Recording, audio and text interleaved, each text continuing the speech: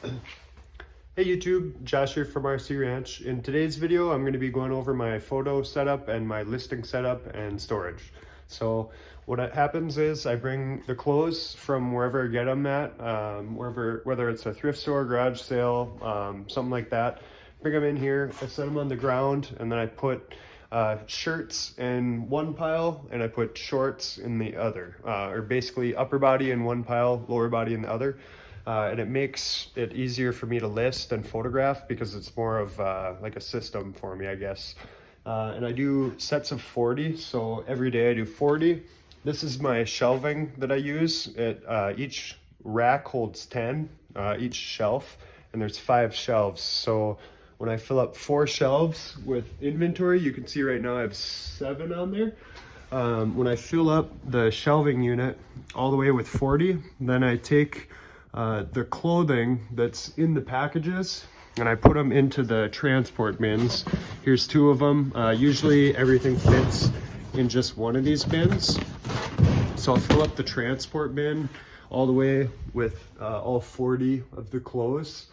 And then I bring it down to the listing area. And this is the photo setup. So I'm gonna finish showing the photo setup before I go into the listing. But basically, like I was saying, lower body, upper body. That right now there's some lower body on here just because I was sorting some stuff. But for the most part, it's lower. So I'm just gonna give you an example with this pair, or with this skirt here. So I put it on the whiteboard. I think everybody's seen how I do this before. If you haven't, I have an old video on how I made this board and how I did the setup. But I have the board here, and then I have the ruler, usually just set right there. And then there's a lint roller just in case. And then I have all the photos that I like to take like in order, and as well as the instructions on like how to open this up, open the storage unit up. Just for an employee, I have a kid that helps me, so it's just basic steps, you know, open, electricity, wash hands, make sure there's nothing on your fingers, begin photography.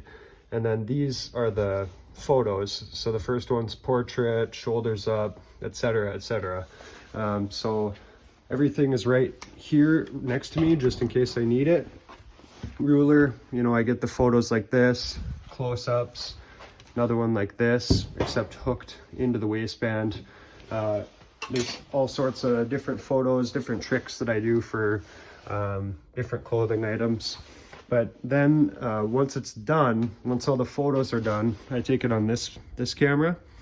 Once the photos are done, then I fold it on this board, and then I put it in a bag. So I fold it up nice. Then I bring it over here. I can't do it now because I'm one-handed, but I put the clothing into the bag, and then I tape the bag shut, and it ends up looking something like this. So it's a nice, clean product here, or package. You know, it's like nice. If you got this in the mail, you'd be happy with it, I hope. So you get the clear bag on there, and then you get a label. I just rip one of these labels from the strips here, just rip an individual one off, and then I take the tape and then I just stick it onto the item. So I don't have a label printer yet. That's the next step, I guess, for this shipping area would be a label printer. So that'll be my next thing. Basically, the idea of this is just have everything in one little area. So I stand right there and I just spin. So I do the clothes here, pack it, put it on the shelf, grab another one, put it on the board, and so on. And so it's just this big circle of work. And it's no movement. I just stand in the same spot. So it makes it quite a bit faster than if everything's spread out. For the camera that I use, I have 2 spare battery things under there. They're battery chargers with batteries, because this camera, it seems to run out of batteries pretty quick. It's the ELF PowerShot 190 IS, and it's an awesome camera because right here the memory card just pops right out. So you can take the memory card out and then stick it right into a computer. So next, I'm going to show you the listing area. So this is the shipping station. Those are the clothes. They'd go into this transport bin here, and I'd take the transport bin as well as just the memory card from this camera, and then I'd take it and go down to the listing station, which is a little bit down the walkway here. It's like about 50 feet or so. And then I take this bin and I put the bin up on the table here, and then I put the memory card into the computer, and then I pull up the photos on this half, and I pull up the listing form on this half. And so then I just drag and drop photos into the eBay listing. Yeah, it makes it super easy because I'm just filling out a form. It's like if you're doing a multiple choice quiz or test. It has a bunch of options. You just choose which option is specific to whatever you're listing, and then that's just basically it. The faster you can take the quizzes, the faster you can finish the process. So this is just a picture of the old warehouse, but usually I would have the photos from the camera on here of the clothing, and then everything would be in this box. And then I take from the storage rack here, I just pull out the most recently filled bin. So in this case it's E8, and I would just pull out that one and then start filling it. Sorry about this camera angle. So I'd take out E8 and then I'd start filling it from fill it from the next highest number. So right here, it's in order. Looks like the lowest number is, I guess these aren't labeled because this is an old bin, but there's some that aren't labeled in here, which is really old. And then the lowest is 436, goes up to 1036. These are all from the same era, or the same day. You can tell because they're so close together. And then the next one, like you saw in there, would be like 4969 or something. So that would go right here. I just take them out of this box. They're already compressed from transport. I really squeeze them into this one. So then I just grab out of here and put them into this one.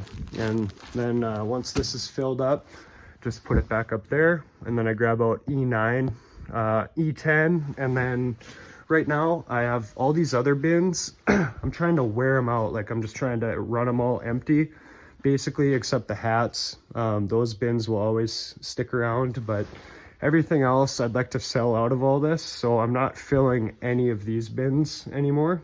So these I'd like to sell out because I want to build another one of these racks and just put another one on this wall. So that's the plan with this room. I think there's maybe, I don't know, like 1,200 or 1,500 items in this room.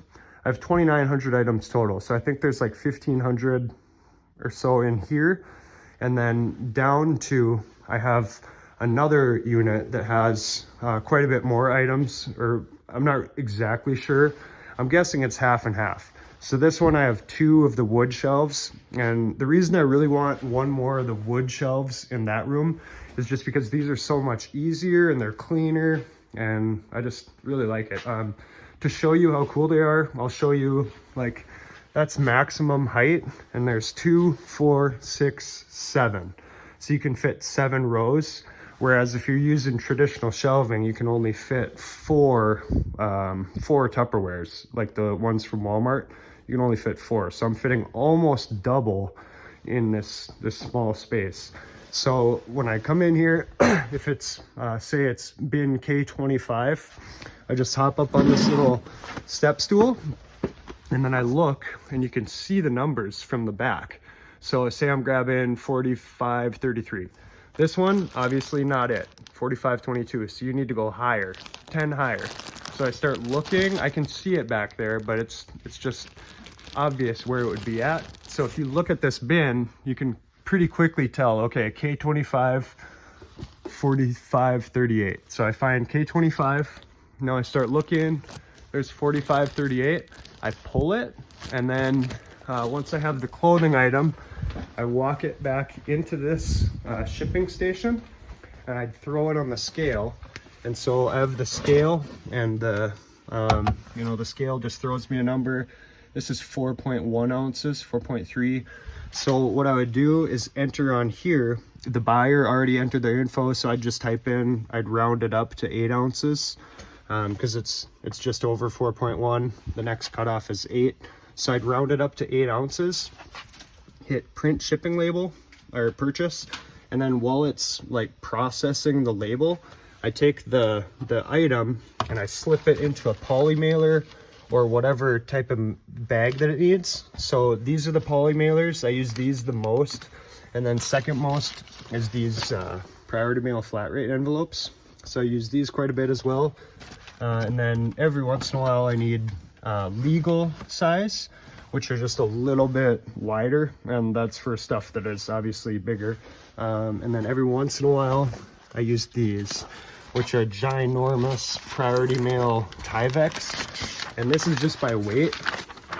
And this is for if somebody orders like quite a bit of clothes, because this will hold like maybe 6 items. I've never had to use anything bigger than this. I always just compress everything super tight, and it ends up fitting in there. So I do have a few of the large priority boxes, but it just ends up being cheaper to use this big bag and then just ship it that way. So that's the setup. I hope you guys enjoyed the video. I'm still using the same label printer. I have a tape gun, Accutech printer. I guess I'll put links to all the stuff that I use in the description here. But I hope you guys enjoyed the video. I just wanted to do an update, and I'll see you in the next one.